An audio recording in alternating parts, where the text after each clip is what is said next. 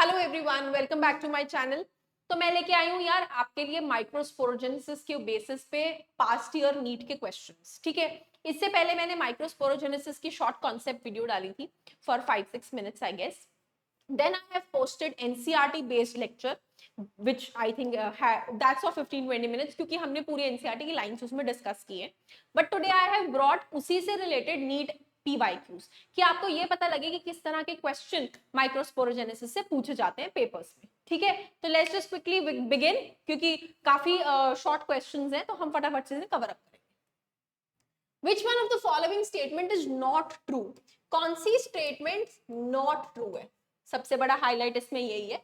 ये NCERT page 5 से pickup किया गया क्वेश्चन है और नीट 2016 में पूछा गया था। तो let's quickly read the options. Tapetum helps in dehiscence of anther. Tapetum anther की डेहिसेंस में हेल्प करती है। हमने पढ़ा था कि एंथर वॉल की 4 लेयर्स हैं।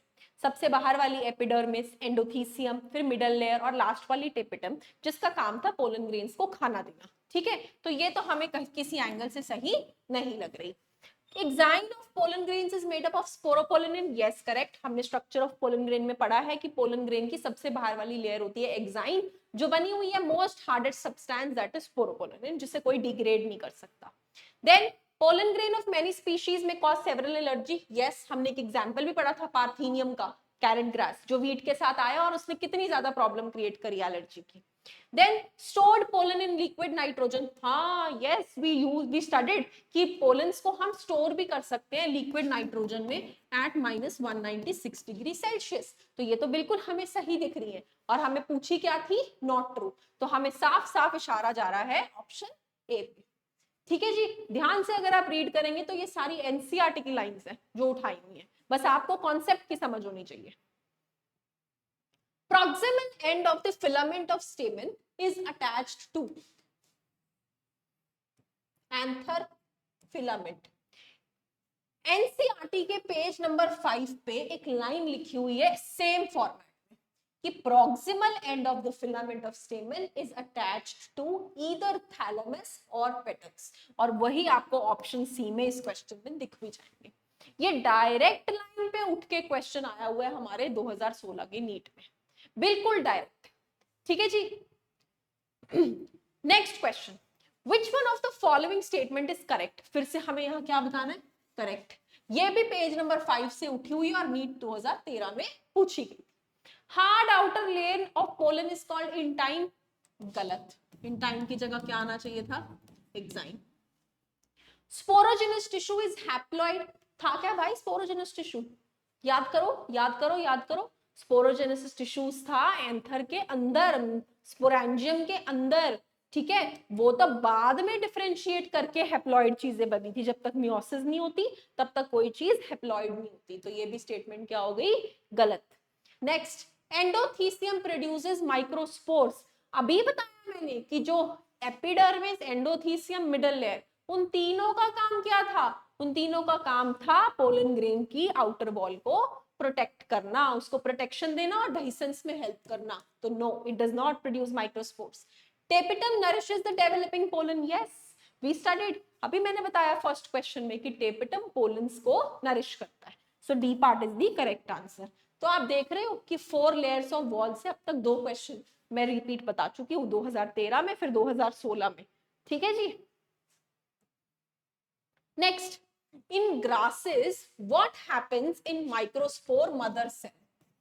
grasses plants, तो microspore mother cells जो डिप्लॉयड होते हैं for the formation of mature pollen grains, उनको क्या बनाना है?